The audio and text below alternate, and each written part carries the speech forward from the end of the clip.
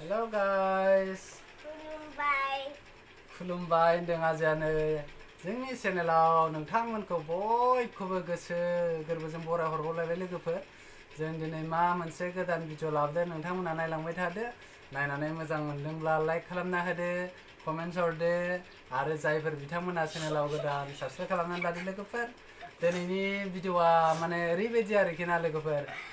surprise आरोखि 15 आगस्तनि excited दिनै माने गोसोआ बिराद मोजां मोनदों आरोखि ना लोगोफोर ओंखायनो नोंथांमोनाबो नायलांबाय थादो दिनैनि सरप्राइजआ मा आंबो मिथिया आरोखि ना बे सरप्राइजआ जाबाय जोंहा फेमिलिया होनाय आरोखि ना लोगोफोर फेमिलिनि सरप्राइज दिनै आंनि बे सरप्राइजखौ नोंथांमोननो देखायनोसै आरोखि ना देखायलाय बाबा नैबे माबाया नै लोगोफोर दा जोङो आनबक्सिं खालामसै आरोखि नैबे आरोखि ना आनबक्सिं खालामदो लोगोफोर नोंथांमोना भिडिअखौ जोबजासिम नायलांदो फैदो बिदिबा जोंजों लोगोसे दे फैदो हाब आजाया बिसिबायानो माथो वाव र' मोजां बिसि आजा आथुरथारलै बेना नायनोबाथाय र' बारा बिसिलाबायना गाज्रिबा हरफिननांगोन ना बाब मानसिल' फानना हरदों नै बाब मा जिनिस बेलाय लोगोफोर नै वाव बिलानो नै ओरैबायदि गोलाव नै नै आरोखि ना वाव नै बेबो मोनसे नुदों लोगोफोर नै बे जाहैबाय ओमफ्राय दा नै बेखौ आनबक्सिं खालामसै आरो लै बाबा नायगोरनो खुलिगोन आबा खुलिगोन नै लोगोफोर नायलांबाय थादो आनबक्सिं खालामसै र' जानोलाय बेखौ बिसिथ'नाङा आबा खेबसे नांगौमोन बा गोदानलै दिनैनि सरप्राइजआव मा होगोन नायनोसै आरोखि ना कभारावथ' नुबाय नुनाया बाब बोरै पेकिं खालामदों दा खेवनो हालाय लाबाय भेरि गुड अरे बाप रे बिराद पेकिं खालामदों आजा थांलाय सिखाप संलायलाय आबा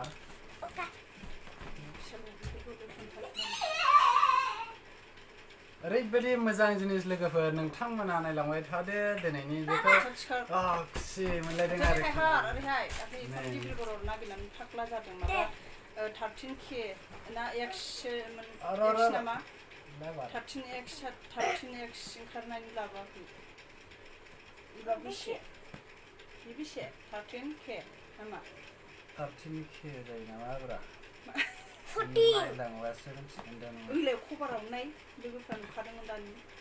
k13 5GB Oppo दाख्लै मा नायनानै XK सो देखायजादों माबा X13 सो देखायजाबाय थादों गैया बेयो सफैयाखैमोन खोमा गैया बेयो मार्केटआव गैयाना अनलाइनावसो मोनो गोदान नामा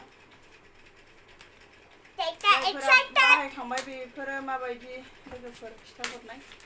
माबाखौ बेफोरखौ हरनाङा लेथ्रा Oppoखौ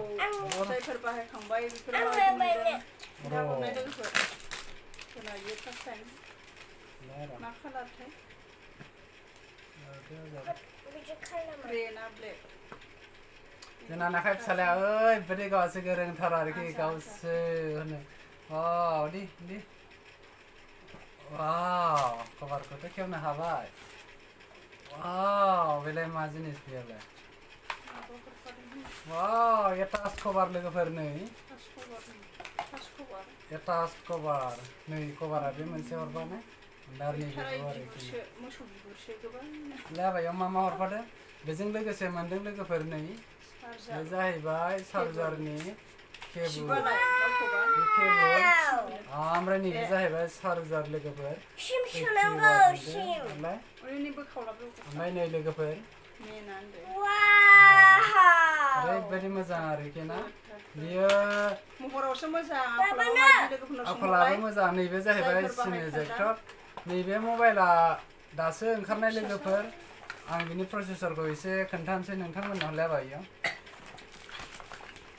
नैबे मबाइला जाहैबाय ब्रान्डआथ' इन्डिया ओमफ्राय कालारा जाबाय प्रिज्म ब्लेक आइफन ओमफ्राय सानथामसो लोगोफोर बियो जाहैबाय मेप डेटआ आरोना 2025 जुन जुननि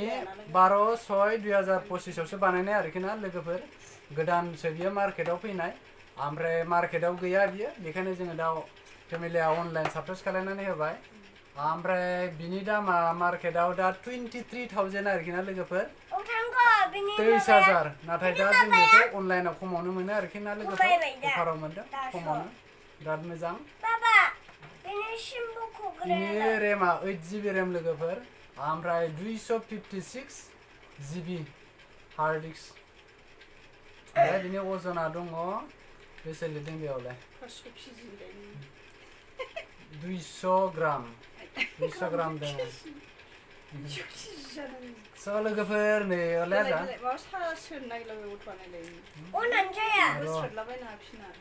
ओरैबायदि कालाराबो मोजां ओमफ्राय कभारखौबो सोनायना नायनोसै आरोखि ना 1 मिनिट र'लाय बे गावनि हरफानायसो नै बेखौ आरोना नैबे बे कभारखौ ओरै होबाय लोगोफोर ओमफ्राय कभारजों लोगोसे नैबे जाबाय नै नुबायना लोगोफोर केमेराखौ क्लोज खालामनानै दोननो हायो ओमफ्राय नैबे जाहैबाय रटेट खालामनानै नायनो हायो ओरैजाय 1 मिनिट बेटा नैबे ओमफ्राय दा जों केमेराखौ अपेन खालामनोसै अपेन मा खालामनो हाबाय वाह सुपार बरियाहाय लोगोफोर दा जों अन खालामना नायनोसै मबाइलखौ बोखानो हायखौ दा जों अन खालामना नायनोसै लोगोफोर नायलांबाय थादो चार्ज दंना गैया नायनि नैबे जाहैबाय चार्जार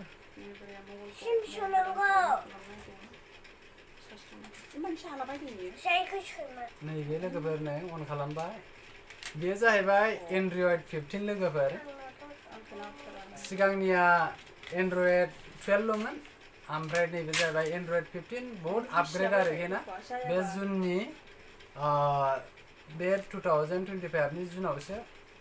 बानायनाय आरोखि ना लोगोफोर नायलांबाय थादो बेयो गोदानसो आंबो मोनथिफेरा माबायदि मबाइला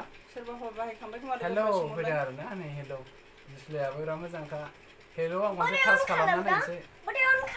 बिदिनो होबायलाय नै दा हेलौआव टाच खालामना नायनोसै नै बे हेलौ फैबाय टाच खालामनायबाय इंलिसाव फैबाय नेक्स्ट एक मिनिट गोदान आइडि दांनाय जालाबाया नैबे इन्डियायाव सेलेक्ट खालामबाय नेक्स्ट खालामबाय ओमफ्राय एग्रिमेन्ट फैबाय legal information next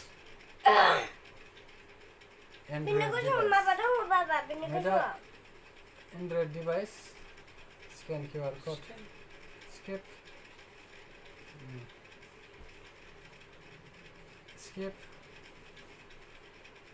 skip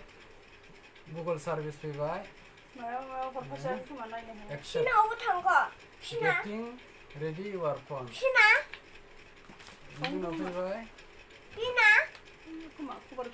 agri बेनि उनाव डान बेनि उनाव गेट स्टार्टेड वाव क्या सुपार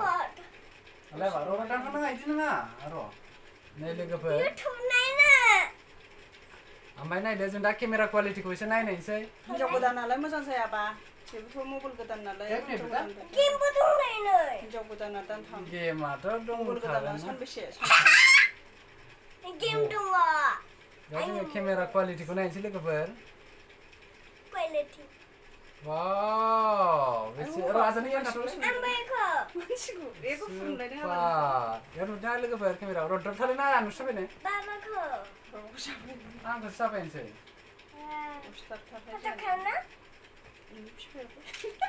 आलाय माबायदि नुनो नायनो एग्रि एन्ड कन्टिनिउ लोगोफोर सुपार बिराद मोजांखा लोगोफोर नै केमेरायाबो ओरैबायदि सुपार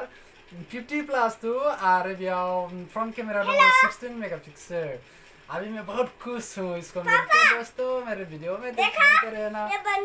ये देखो कैमरा भी बंद हो गया अभी देखो फ्रंट कैमरा से हम देखते हैं फोटो कैसे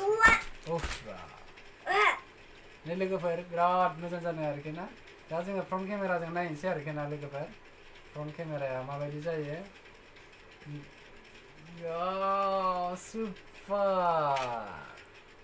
नै लोगोफोर वानबार मालि खाजोबनाय लोगोफोर ओरैबायदि सुपारखा आरोखि मा होनबावनो लोगोफोर रलाया जाया एक मिनिट ओमफ्राय बेखौ नायबांसै बियो 4K हा लोगोफोर 4K भिडिअ जायो बियो माने बेयाव फुलबो दङ 16.9 आव माने 16.9 आव नै नै मा खालामगासिनो दालाय एरजाय एसे साफायनायनि सानजों खाथियाव फैलाय मानसिया वाह सुपार नै लोगोफोर न'आथ' माबाबाय नालाय रुको बेटा ऐसा नहीं है स' लोगोफोर बिराद मोजां नोंथांमोनाबो लानो हागोन सिथायबालाय गासिबो मिलायखायोना ओरैबायदि क्वालिटि बेस्ट क्वालिटि नै नैबे जाहैबाय नै केमेरामेना सानस्रि गिदिरथार नै लोगोफोर र' बाबा बारा गोलाव नङा देखुन मोजां नुदोंना केमेरामेन बे लोगोफोर